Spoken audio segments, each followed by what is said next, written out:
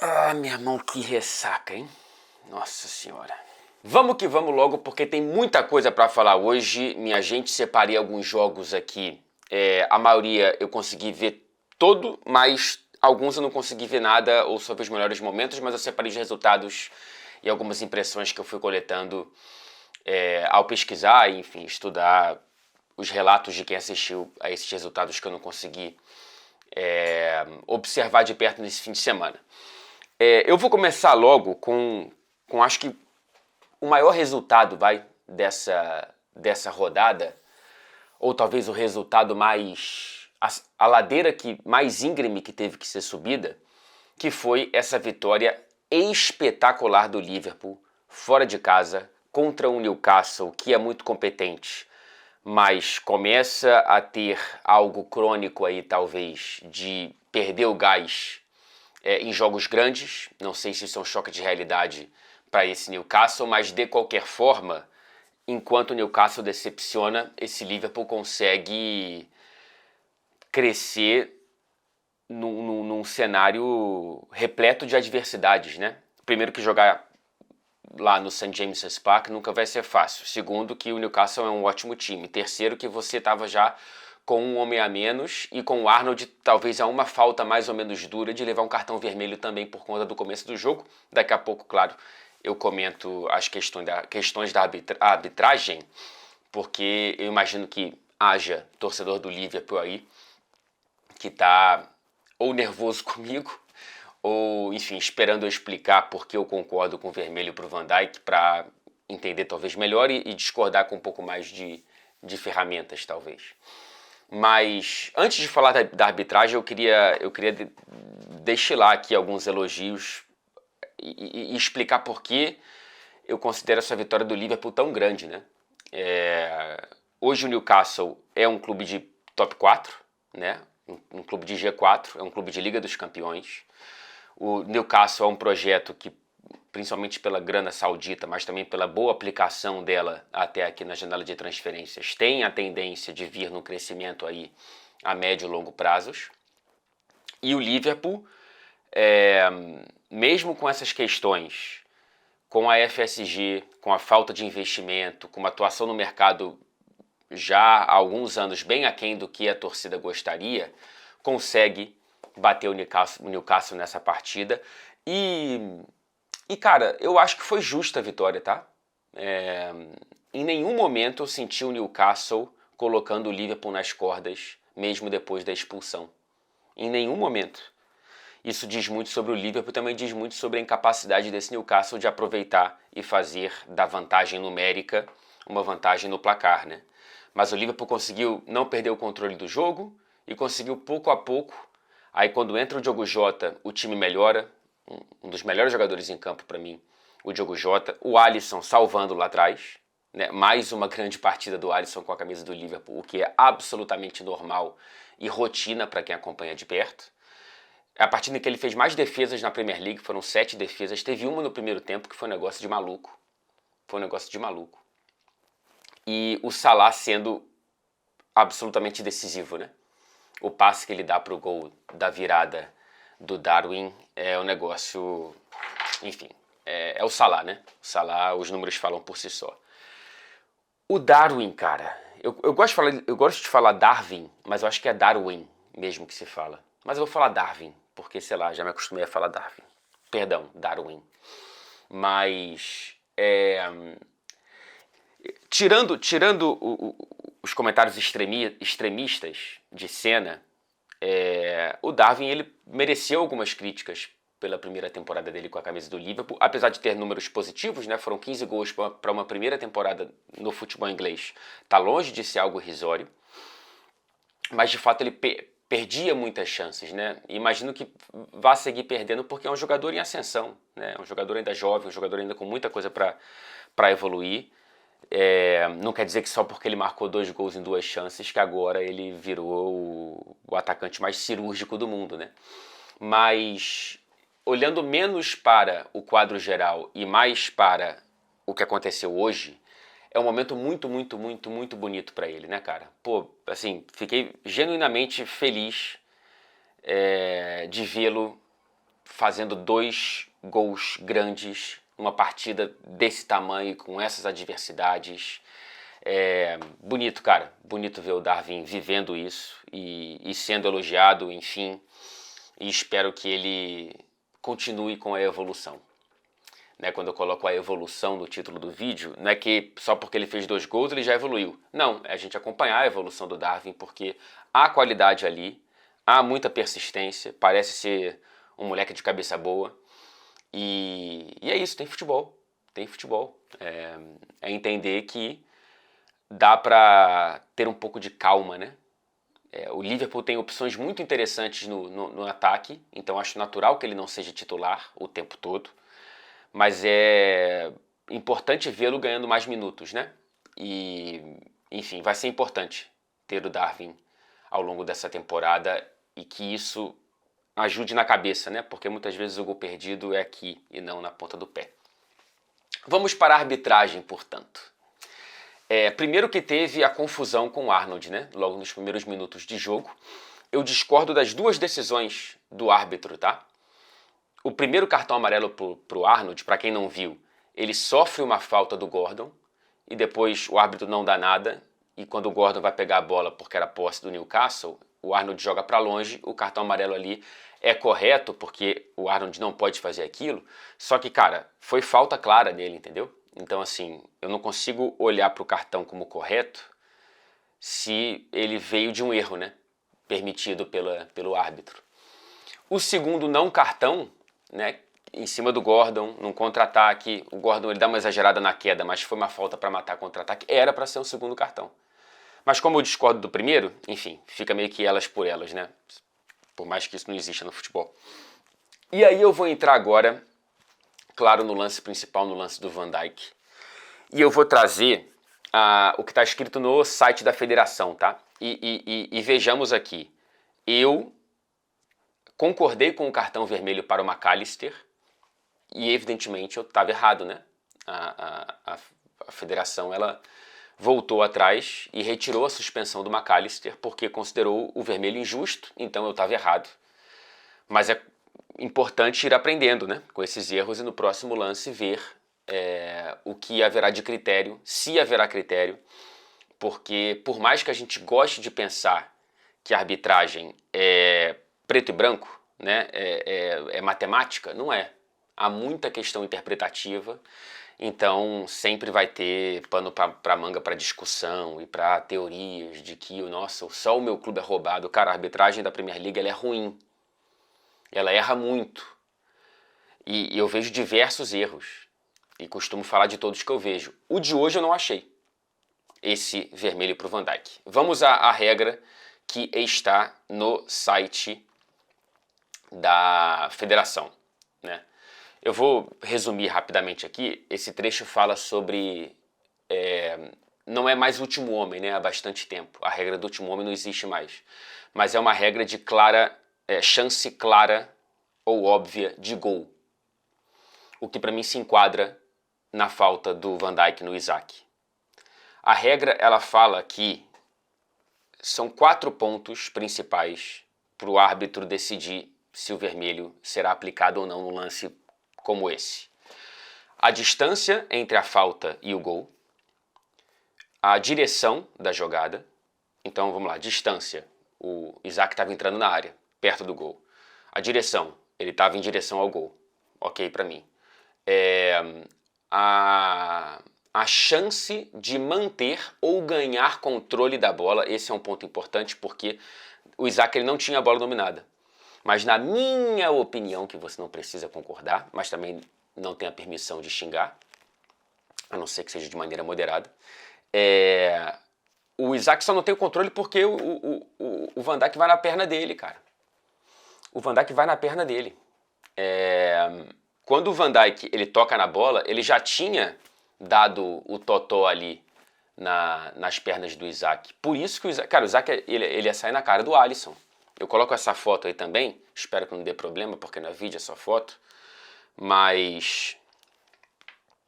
porque assim, pra mim tá muito claro que não haveria cobertura, que o Isaac ia sair na cara do Alisson.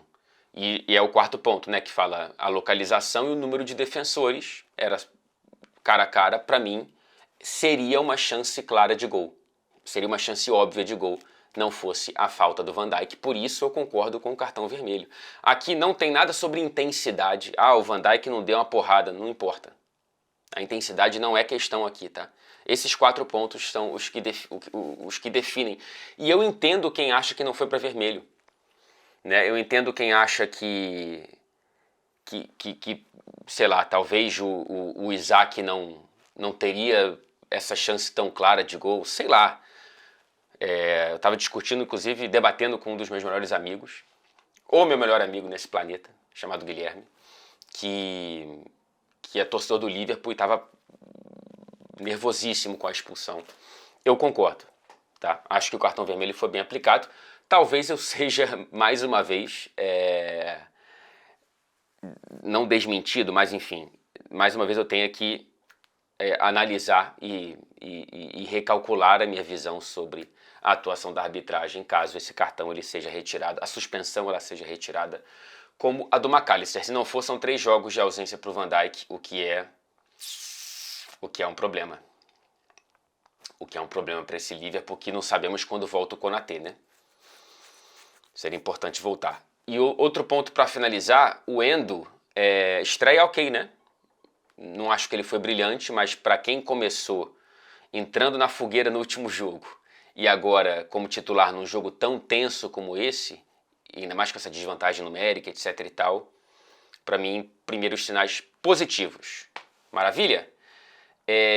Passando aqui para a vitória do Manchester City, também nesse domingo, fora de casa contra o Sheffield United. O Manchester City, que é o único time 100% na Premier League em 3 rodadas. Tudo bem que das 3, em 2 ele pegou 2 que voltaram para a Premier League nessa temporada, 2 que estavam na segunda divisão, portanto, né, o Burnley e agora o Sheffield United. Foi uma partida absolutamente dominante, né, do Manchester City. Eu discordo de quem reclamou da falta de criatividade da equipe. Eu acho que o City conseguiu criar bastante bem, cara. Eu sei que chutes a gol não é uma estatística exatamente clara para julgar a criatividade, mas eu vi a partida e senti um City com total domínio da partida, com exceção de uma tensão tão desnecessária quanto curta, né? Que foram aqueles 3 minutos e meio, 4 minutos entre o gol de empate do Sheffield United e o gol da vitória. Mais um lindo chute para a carreira do Rodri com a camisa do Manchester City. É o melhor primeiro volante do mundo, né? Estamos ok aqui, né? Está já há algum tempo o melhor primeiro volante do mundo, ou pelo menos do futebol inglês, para não ser tão, talvez... eu não assisto todas as ligas, né? Então não quero falar besteira aqui, mas do que eu assisto, eu tenho segurança de que o Rodri é o melhor há bastante tempo, e não é pelo gol, é por muito mais que ele faz. Por que eu não achei que faltou tanta criatividade? Cara, foi um jogo de ataque contra a defesa, né? O Sheffield United sentado na defesa, né? Sem quase nenhuma aspiração de contra-ataque. O Manchester City não correu nenhum risco defensivamente, até depois que fez o gol e começou a perder um pouco o gás. E eu acho interessante que pelo segundo jogo consecutivo, assim como contra o Newcastle aqui em Manchester, o Guardiola, que não estava lá por conta de uma operação nas costas, ele abre e espeta o Walker, né, na linha de ataque. Quando o City está com a bola, o Walker ele se torna um ponta-direita, efetivamente, né? E é curioso isso. O Walker foi muito bem ofensivamente hoje, deu mole no lance do gol, mas participou do lance do gol do Rodri. Então, assim, ele foi um pouco juvenil no gol sofrido, mas ele fez uma boa partida no geral, né? Então a questão do pênalti, né? O Haaland hoje perdeu oportunidades até fazer o gol, e a principal foi um pênalti em que ele manda na trave. E é impressionante como é uma chaga desse Manchester City, né, cara? Um problema crônico, o aproveitamento de pênaltis. Eu trouxe um dado da Opta aqui, pegando a amostra da era Guardiola no Manchester City dentro da Premier League. O Manchester City só converteu 70% dos pênaltis que teve, 43 de 61. É o menor aproveitamento em paralelo com equipes dentro da Premier League que tiveram pelo menos 30 pênaltis com o mesmo treinador. Não são poucas, portanto, é um número muito baixo. E o Haaland perde o segundo de 10 cobranças, se não me engano, dele com a camisa do Manchester City. Então tem um aproveitamento aí de 80% melhor do que o geral da equipe dentro da Premier. Enfim, um Manchester City... É engraçado que às vezes eu sou acusado de clubista, né, cara? Eu não acho que é clubismo, não. Eu acho que é mais difícil você criticar um time que dá menos margem para críticas, né? E o Manchester City é isso. Quando você fala de futebol, de campo e bola, tem que se esforçar muito para não elogiar, porque é absolutamente magistral, especialmente dentro da Premier League, especialmente dos pontos corridos, e temos aqui uma imagem para mostrar como que o Pep Guardiola é um negócio de maluco, cara. É um negócio de maluco. Hoje ele chega à vitória de número 200 dele pela Premier League. Então 200 vitórias na Premier League. Ele é o mais rápido a fazer. Ele é o mais rápido a chegar a esse número em 269 jogos, cara. É um aproveitamento muito sinistro, né? 200 vitórias em 269 jogos. Ele ultrapassa o Ferguson, que chegou a esse número em 322. Então são aí, ó, 30, 50 jogos, 53 jogos de diferença entre Guardiola. O Guardiola chegou a 200 vitórias 53 jogos antes do Ferguson. Cara, são o quê? São quase 2 temporadas de Premier League, vai? Né? Ou 1,5, olhando para vitórias, né? Mas olhando para jogos brutos, né? Esse número bruto 53 é isso. 1,5 temporada de Premier League é muita coisa. É impressionante quando você olha para esses outros nomes, né, cara? Aí depois vem o Mourinho com 326 jogos, o Wenger com 332 e o David Moyes com 511. Veja só. Daqui a pouco falamos do West Ham por aqui. Mas, olha, tira o chapéu, né? Impressionante. Impressionante ter esse tipo... Botar a Premier League tão no bolso assim. Ah, é o dinheiro. Não é. Também, né? Mas não é só isso. Se fosse só isso, seria muito fácil. E outros clubes teriam feito a mesma coisa, gastando tanto quanto ou mais. Passando para falar do West Ham, justamente essa vitória impressionante, hein? Surpreendente para cima do Brighton. Eu não imaginava isso. É a primeira vitória do West Ham para cima do Brighton dentro da Premier League em 12 jogos. E foi uma vitória, cara... Foi uma vitória muito bonita, porque foi um choque brutal de estilos. Teve um certo momento ali que mostrou as estatísticas do jogo. O Brighton com 447 passes trocados, o West Ham com 60 e 3-0 no placar. A beleza de um jogo vertical bem feito, ela também mexe comigo. E tem que também tirar o chapéu aqui para essa atuação do West Ham. O Antônio, cara, quando joga bem, ele joga bem, né? É um atacante com casca de Premier League, é um atacante que consegue ser importante, é chato, deve ser muito chato marcar o Antônio. Grande atuação dele. O Paquetá foi muito bem. O Ward-Prowse, que contratação por tão pouca grana. Né? Que bom que alguém pescou o Ward-Prowse saindo da Premier League com o rebaixamento do Southampton. Mais uma vez marcando e sendo importante para esse West Ham. E a estreia do Edson Álvares, né? Que veio do Ajax, volantão. É um jogador interessante e tenho boas perspectivas para ele com a camisa do West Ham, que está prestes a anunciar o Kudus, ou Kudus, do Ajax, que também, cara, o pouco que eu vi dele sempre gostei. E me parece uma contratação, assim, se ele jogar o que me pareceu mostrar que sabe, fico animado. Talvez eu esteja, no meu vídeo de projeções para a Premier League, eu talvez tenha subestimado o West Ham. Ou não, né? Acho que brigar por vagas em competições europeias é algo que dá para imaginar, o que eu não abordei naquele vídeo, só abordei Liga dos Campeões. Lembrando que o Brighton está sem o Enciso, né? Mais um que teve que operar o joelho. Não sei quanto tempo ficar fora, mas é uma pena. Um paraguaio jovem que já tinha jogado bem na rodada passada e uma pena que agora vai ficar um tempo de molho. E eu gostei da entrada do João Pedro. Acertou quase tudo que fez. Enfim, o Brighton, ele também acho que teve um pequeno choque de realidade aí, né? De saber transformar esses números em resultado, esses números de passes e de posse de bola e tudo mais, e conseguir traduzir isso num bom resultado e se defender melhor, né?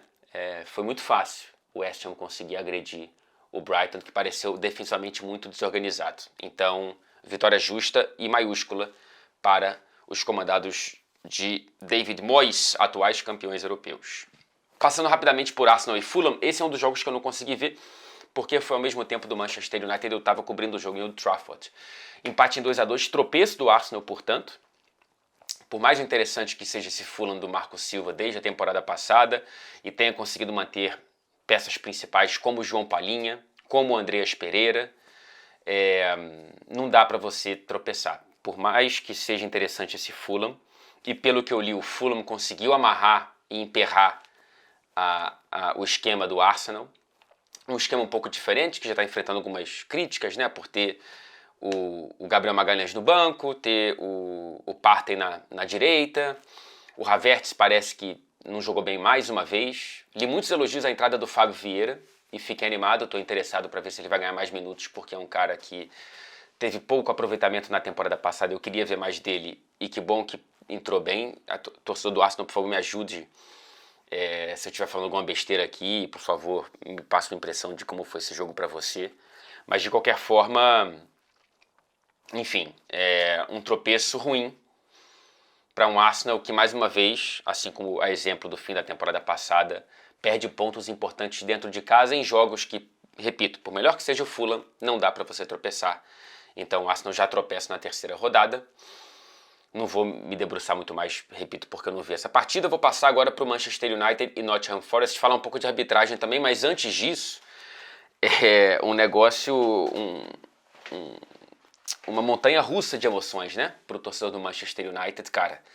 2-0 para o Forest, com 4 minutos de jogo, 2 gols no espaço de 2 minutos, né? Marcou os 2, marcou os 4. O primeiro gol foi do Iwoni e tem um dado interessante dele, ó. Nunca um jogador do Forest havia marcado em 7 jogos consecutivos na Premier League, claro, contando desde a temporada passada. Ele é o terceiro jogador africano a fazê-lo na história da competição, depois de Adebayor e Salah. O Iwoni, ele é homem-gol, né? A arrancada impressionante, por mais que tenha faltado talvez um pouco de foco e de alerta ali no Rashford, nesse contra-ataque de um escanteio do Manchester United. O Awoniyi foi muito bem nesse lance e logo depois teve um escanteio e meio que sem querer o Boly ele faz 2-0, enfim, 2 ataques, 2 gols, a torcida do Forest cantando o olé com 7 minutos de jogo dentro de Old Trafford. E aí aos poucos o Manchester United vai conseguindo se acertar, por mais que não tenha entregado uma atuação convincente, né? É um time que parece fisicamente pior do que deveria.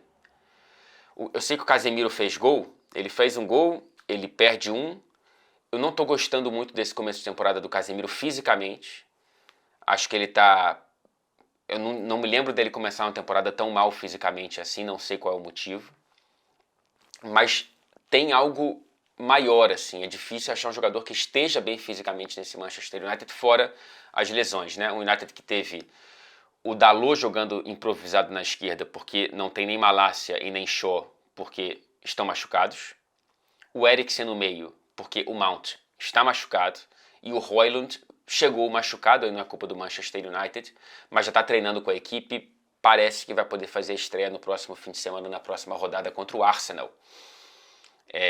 Então, assim, esse Manchester United, ele teve algumas boas atuações, né, principalmente em termos de poder decisivo de Rashford e Bruno Fernandes, que participam direto ou indiretamente dos 3 gols.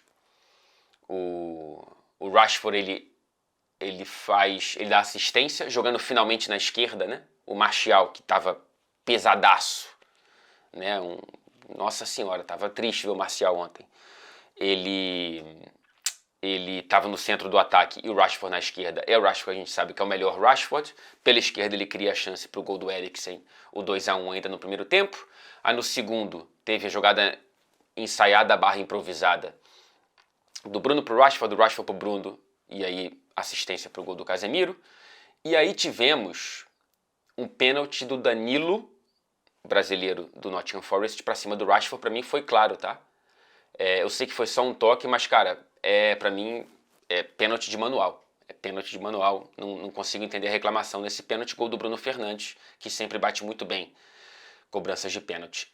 O que eu talvez não concorde é com a expulsão do Worrell, o zagueiro do Nottingham Forest, que foi derrubado no lance parecido com o do Van Dijk com o Isaac. Mas por que eu talvez não concorde? Porque nesse lance do Worrell eu acho que teria cobertura. Então eu não tenho a sensação de que seria uma chance óbvia e clara de gol. Então eu tenho a impressão de que esse cartão vermelho foi exagerado. De qualquer forma, enfim, né? Eu falar de arbitragem aqui, já vem 300 pedras. Não sei se esse também, vou ficar de olho para ver se vão voltar atrás, se o Forest vai apelar, se vai ter como recorrer, como aconteceu com o McAllister e o Liverpool. Mas enfim, é bom pra gente ficar de olho. Então assim, esse Manchester United que mais uma vez teve protestos da torcida contra a família Glazer, protestos grandes, agora os torcedores estão ficando para além do apito final 1 hora nas arquibancadas cantando e com faixas contra os Glazers, um negócio... Eu até fui fazer uma gravação lá e deu para sentir um clima um pouco pesado, mas dentro de campo consegue essa vitória importante dada a arrancada negativa, né, de 2-0 com 4 minutos, mas eu tô com uma pulga atrás da orelha com esse United, não tá me entregando sinais positivos nessas primeiras rodadas de Premier League. Quem está entregando todos os sinais positivos possíveis, ou quase todos, é o Andinho, o Andibol, o Ange Postecoglou, que tem uma música maravilhosa já dos torcedores do Tottenham para ele. Cara, é bom demais, é bom demais. Enfim, as críticas ao Pochettino, claro, porque ele tá no Chelsea, né? Mas olha, que bacana, cara, que alento que é ver o Tottenham jogando futebol, que propõe, né, que tenta mandar na conversa e não apenas responder. Tá dando prazer de ver esse Tottenham jogar, tá dando prazer de ver o Bissouma desabrochando finalmente, conseguindo os minutos que ele merece dentro de campo. Gostava dele desde a época do Brighton, não entendi porque não funcionou na temporada passada, mas enfim, com o Conte estava difícil mesmo. O Maddison já se provando também uma das melhores contratações, pelo menos nas primeiras evidências que a gente tem. Eu falei do Ward-Prowse há pouco, né? Dado o custo-benefício, são duas baratas e muito boas. O Dogi, lateral, que está funcionando muito bem, espero que não tenha sido nada de grave quando ele saiu com problema físico. O meio-campo do Tottenham está funcionando muito bem, apesar do ataque não ter encaixado, né?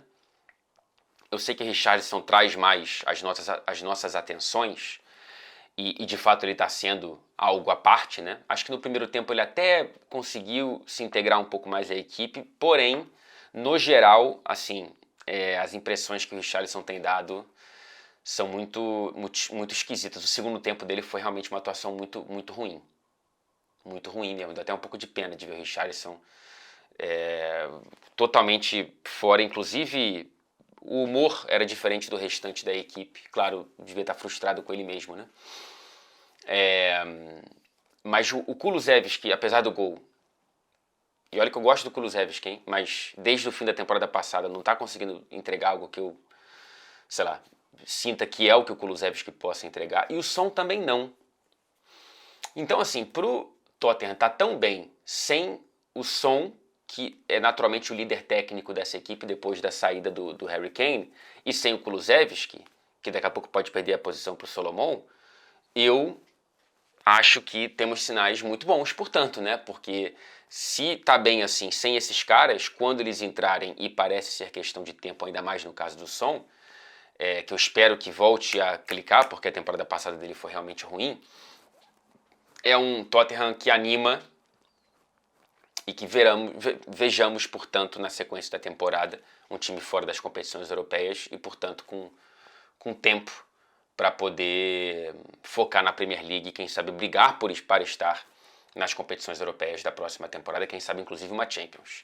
E fechando rapidamente aqui com outro jogo que eu comento, mas não vi, porque na sexta-feira estava com outros afazeres, mas, enfim, tentei me informar, vi os melhores momentos e tudo mais. A vitória do Chelsea, o dever de casa, né, contra o Luton Town, que deve ser realmente uma presa muito fácil nessa Premier League, especialmente jogando fora de casa, mas é um Chelsea que consegue dar bons sinais nessas primeiras rodadas de um time que tem claramente uma estrada grande de evolução, né, com jogadores jovens e uma equipe recém-formada que ainda vai aglutinar e tudo mais.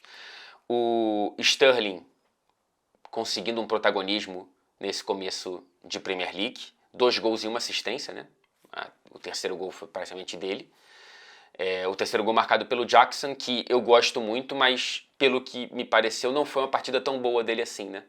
Mas ele consegue o primeiro gol dele dentro da Premier League. O Jackson, que o próprio Pochettino fala que tem qualidades para estar entre os melhores atacantes da Premier League, e eu consigo ver isso também, tá? Não é dizendo que ele vai ser já nessa primeira temporada. Tomara que seja, né? Seria bacana ver esse potencial desabrochar tão rapidamente assim. Mas ele tem muitas qualidades raras no mesmo jogador. Então eu tenho... Enfim, tem alguma coisinha me dizendo que o Jackson é um cara pra gente ficar de olho mesmo. Já tem o meu carinho. Já tem o carinho da minha expectativa e das minhas observações. É isso, minha gente. Já falei demais. Provavelmente queria agradecer muito, cara, a galera que de fato abraçou o último vídeo de 1 hora e 2 minutos, né? Um negócio de louco, assim. Deve ser muito chato ficar me ouvindo falar por tanto tempo assim. Então eu realmente admiro quem consiga encontrar prazer nisso. E eu realmente fico muito feliz, genuinamente feliz com essa repercussão positiva de um trabalho que dá trabalho, né? Dá trabalho para fazer. Muita coisa que a gente abre mão para poder ficar conectado em tantos clubes, para além do que o meu trabalho na TNT me demanda. Eu faço ainda mais para esse canal e, claro, para o meu prazer como profissional. Mas, enfim, tá sendo barato. Vamos que vamos, que a Premier League está só começando. Valeu, até o próximo vídeo. Agora eu preciso desesperadamente de uma Coca-Cola para curar essa ressaca. Vamos lá.